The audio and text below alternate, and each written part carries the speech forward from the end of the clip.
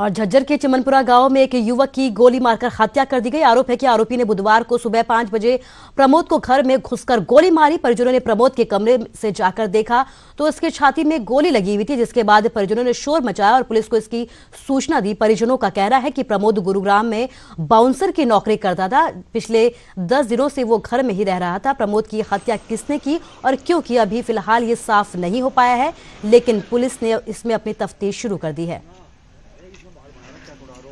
अभी कारणों का पता नहीं चला। मारने वाले कितने? मारने वाला का भी नहीं पता लगा। मौका गवाह किसने अभी तक ये नहीं पता लगा। कोई मौका गवाह। किस टाइम की घटना? सुबह ये घटना करीब 4:30-5 बजे। सोते हुए तो गोली में? सोते 4 पाई पर गोली मार।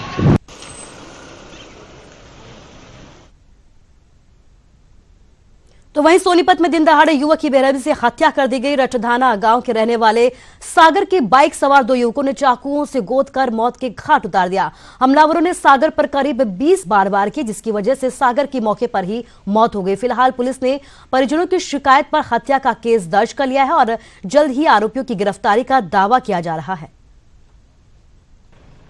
सागर सनोप धर्मवीर 8 देने का लड़का है। इसकी मृत हालत में सिविल अस्पताल में दाखिल हुआ है।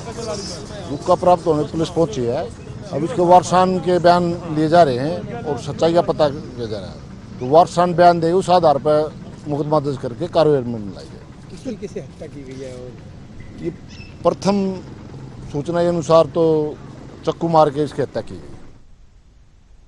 और पिछले दिनों दिल्ली के ज्वेलर से 60 लाख रुपए की ज्वेलरी और नकदी की लूट के मामले में पुलिस ने बड़ी कामयाबी हासिल की है। पानीपत पुलिस ने मामले में 7 आरोपियों को गिरफ्तार किया है। इसके अलावा लूट के करीब 80% ज्वेलरी भी बरामद कर ली गई है। पुलिस ने आरोपियों के पास से 3 मोटरसाइकिल, 2 देसी पिस्तौल भी जब्त किए हैं। हालांकि इस पूरी वारदात का मास्टरमाइंड अभी भी फरार बताया जा रहा है। फिलहाल पुलिस ने यह दावा किया है कि जल्द ही फरार आरोपियों को गिरफ्तार कर लिया जाएगा।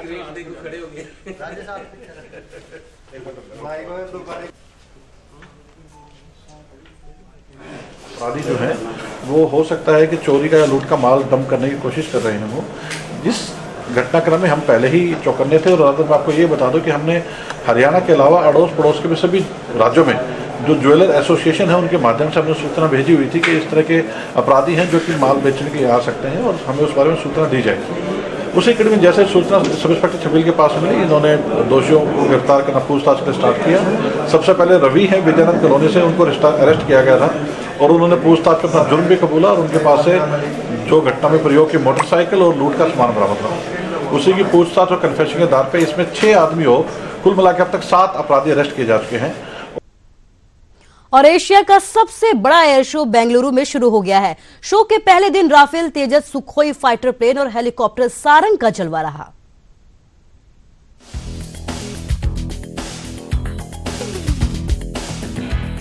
आसमान पर नजर और दर्शक दिल थामकर, कुछ इसी अंदाज में बेंगलुरु में एशिया का सबसे बड़ा एयर शो शुरू हो गया। लड़ाकू विमानों की शक्ति और हेलीकॉप्टर्स का कौशल, मार्क मिसाइलों की क्षमता और शानदार करतब। एरो इंडिया 2019 में इस बार सब कुछ है। बेंगलुरु के येलाहांका एयरफोर्स स्टेशन पर 5 दिवसीय एयर शो एरो इंडिया 2019 का रक्षा मंत्री निर्मला सीतारमण ने उद्घाटन किया। उद्घाटन के साथ ही एयर शो का धमाल शुरू हो गया और आसमान में एक से एक हैरतअंगेज प्रदर्शनों ने दर्शकों का मन मोह लिया। एरो इंडिया 2019 का ये 12वां संस्करण है। इसमें 100 से ज्यादा एविएशन कंपनियां हिस्सा ले रही हैं। एयर शो की शुरुआत डकोटा DC-3 विंटेज विमान से हुई। राफेल, तेजस और सुखोई 30 समेत कई लड़ाकू विमानों ने अपनी ताकत दिखाई। हेलीकॉप्टर सारंग के करतब देख दर्शक हैरान रह गए। वायुसेना, HAL, फ्रांस और अमेरिका के विमान प्रदर्शन करेंगे। ब्रिटेन की याकोल्स टीम भी एरोबेटिक प्रदर्शन करने वाली है। लॉकहीड मार्टिन ने मेक इन इंडिया के तहत नया कॉम्बैट जेट F-21 ऑफर किया। and we find that over 600 Indian companies and 200 foreign companies are here to participate and also to witness the largest air show of Asia. रक्षा मंत्री निर्मला सीतारमण ने रक्षा कंपनियों से भारत में निवेश पर जोर दिया। उन्होंने कहा कि भारत रक्षा कारोबार के लिए एक बड़ा बाजार है। मेक इन इंडिया के तहत एविएशन कंपनियों का भारत में स्वागत है। Bureau report, news 18 network. और आज हिमाचल की सेंट्रल यूनिवर्सिटी का शिलान्यास होगा। केंद्रीय मानव संसाधन मंत्री इसकी आधारशिला रखेंगे। सियासी गलियारों में इस यूनिवर्सिटी का श्रेय लेने की होड़ अब भी जारी है और आरोप प्रत्यारोप का ये दौर शायद आगे भी यूं ही जारी रहेगा।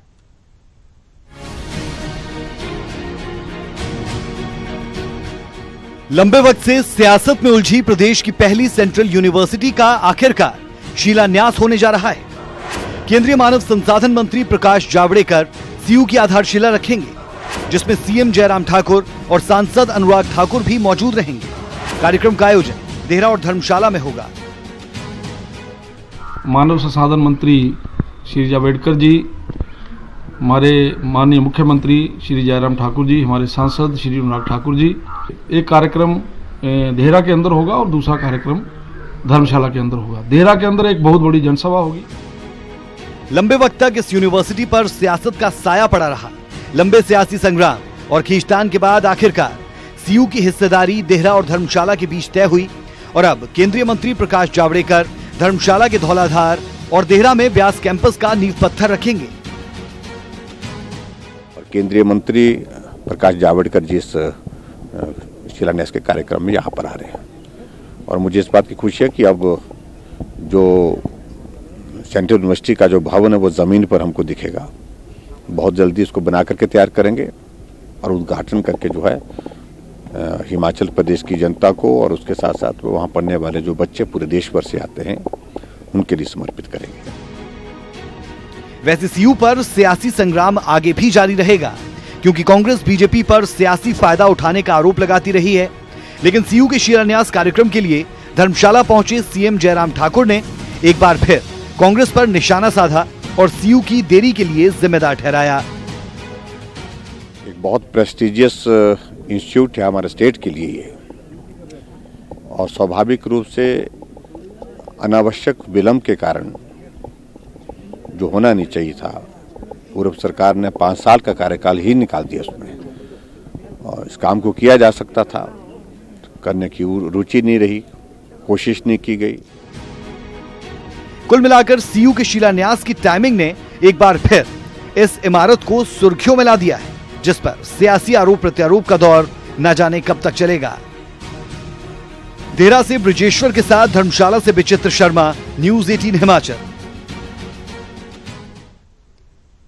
और धौलाधार की पहाड़ियों के बीच बसा क्रिकेट स्टेडियम दुनिया के सबसे खूबसूरत स्टेडियम में से एक है, लेकिन इस ग्राउंड पर पिछले 5 साल से आईपीएल का एक भी मैच नहीं हुआ।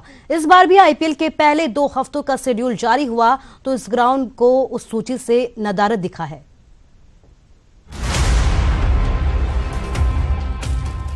एक बार फिर क्रिकेट के सबसे छोटे फॉर्मेट के लिए एंटरटेनमेंट डोज के लिए तैयारियां शुरू हो चुकी हैं।